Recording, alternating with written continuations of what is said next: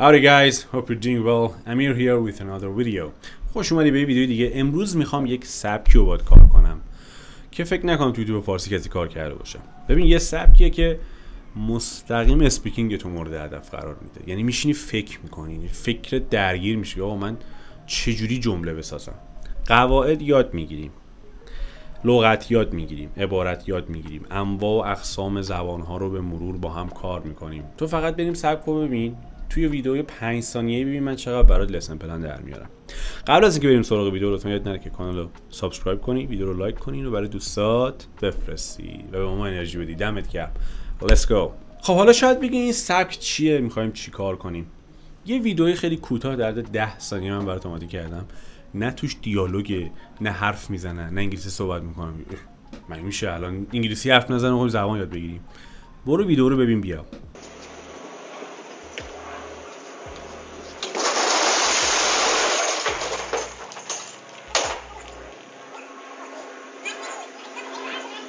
خب الان میگه امیر این چی بود الان، مثلا چی به من یاد دادین الان جز خرابکاری؟ نکته همینه، ما همش فیلم و سریال دیدیم، اونا هم خیلی خوبه واسه یادگیری. من خودم با سریال زبان یاد گرفتم، ولی همش زیرنویس خوندی، چیزای آماده دیدی، ذهن بقیه که فکر کردن رو خوندی. خودت چقدر فکر کردی یه چی بسازی؟ توی این روش باید چیزی که میبینی رو توصیف کنی. آقا اینجا چه اتفاقی داره میفته؟ الان چی شد؟ میخوایم این ویدیوی کوتاه رو به انگلیسی با هم توصیف کنیم، ببینیم چقدر از توش نکته میشه در آورد. اوکی، حالا ما میخوایم شروع کنیم این کلیپ رو توصیف کردن. اولین نکته، زمانش باید به چی باشه؟ آقا تو اصلا زبان انگلیسی یه دقیقه بذار کنار، فکر کن به فارسی میخوای یه چیزی که دیدی رو تعریف کنی. یا همه رو حال میگی یا همه رو گذشته میگی دیگه. میگی آقا یه مردیه که فلان کارو میکنه، بسال میکنه، فلان اتفاق میفته، تموم. یا میگی یه مردی بود این کارو کرد، فلان اتفاق افتاد، فلان چیز تموم شد. همینه، همه جا همینه. پس ما میتونیم یا با حال ساده استفاده کنیم یا به گذشته بگیم. میخوایم اول با حال شروع کنیم. اوکی. خب تو تصویر چی میبینیم؟ میبینیم یک سری مردن که دارن سعی میکنن یه باری رو خالی کنن. خب توی همه قصه ها، توی همه داستان ها، توی همه کلیپ ها، تو وقتی میخوای ماهیت یا وجود یک نفر رو بگی آقا یه پسریه، یه مرد پیریه، چند تا مردن، چند تا خانومن. ساختاری که اینجا خیلی به کارت میاد چیه؟ There is or there are. چیزی که همیشه مثالی که بهت گفتن چیه؟ There is a good restaurant in our neighborhood. همین، یه رستوران خوب توی محله ماست. همینم، فقط بلدیم از there is استفاده کنیم. ولی یکی از کاربردی ترین ساختارها تو انگلیسیه، توی حرف زدن راجع به هر چیزی. میخوایم بگیم یه سری مردن، پس میگیم there are some men. حتی میتونی there are هم اینجا حذف کنی بگی some men. اوکی؟ حالا دارن چی کار میکنن؟ دارن سعی میکنن. ببین میخوایم همه رو حال ساده بگیم. اوکی؟ حال ساده یا حال ساده استمراری. چند تا مردن که دارن تلاش میکنن. So there are some men trying to. میرسیم به کجا؟ خب حالا میرسیم به این قسمت. میخوایم بگیم که اینا دارن چی کار میکنن. اینا دارن یه سری جعبه رو خالی میکنن. درسته؟ ببین خوب بودن زبان یا بالا بودن سواد زبان به این نیست که شما از کلمات قلم به سلم استفاده کنی. به اینه که تو هر موقعیتی که قرار میگیری، حتی اگه یک لغتی رو نمیدونی، بتونی اونو بچرخونی، با توجه به سواد خودت جور دیگه توصیف کنی که منظور رو برسونی. الان من لغت بار خالی کردن رو مثلا نمیدونم، یه سوال مثلا لغت شاید یکم تخصصی باشه، میتونم ایمپرووایز کنم، فکر کنم آقا بیرون کشیدن یا در آوردن از یه جا چجوری میتونم بگم؟ take it out یعنی درش بیار. درسته؟ So there are some men who are trying to take out some boxes. دارن یه سری باکس ها رو سعی میکنن که در بیارن. حالا لغت تخصصی که میتونیم داشته باشیم چیه؟ load و unload. لودینگی که شما میبینی یعنی بارگذاری کردن، unload یعنی بار رو خالی کردن. So there are some men، یا میتونیم بگی some men are trying to unload a truck full of drink boxes. قشنگتر جملهش میشه این. حالا full of هم نگی، بگی some boxes، منظور رو رسوندی. ببین تو داری فکر میکنی که جمله بسازی. So some men are trying to unload a truck full of drink boxes. حالا میخوام راجع به موقعیت جعبه ها صحبت کنیم. من میخوام به شما بگم که can you tell me where the boxes are؟ جعبه ها کجان؟ The boxes are on a cart.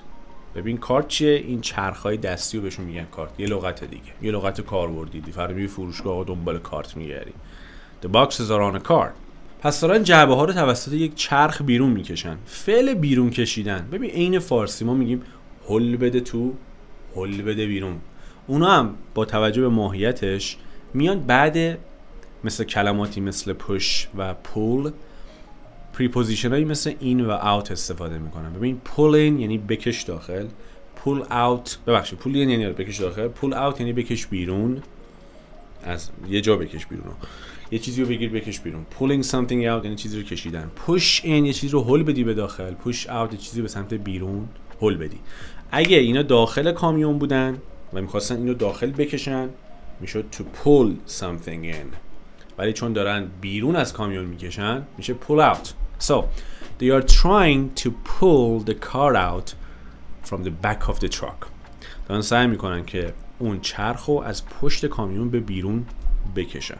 ببین تعریف و روایت. حالا یه نکته، phrasal verb pull out میتونه بشکنه. یعنی تو میتونی بگی they are trying to pull out the car from the back of the truck، یا بگی they are trying to pull the car out from the back of the truck. هر کدوم به نظرت قشنگ‌تره. خب تا این نقطه اومدیم که جعبه‌ها رو دارن میارن بیرون، بعد جعبه‌ها همه میفته و میشکنه. خب الان میگیم فعل افتادن چی میشه؟ fall. پس میتونیم بگیم the boxes fell and broke. میشه دیگه، منظور میرسونه. آره قشنگه.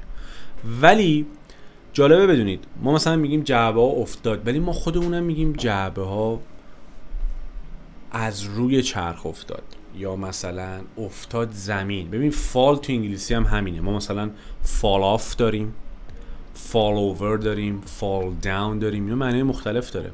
fall off وقتی که شما از یه چیزی داری میری بالا یهو میافتی، مثل نردبون یا مثل فنس. I fell off the ladder. از نردبون افتادم.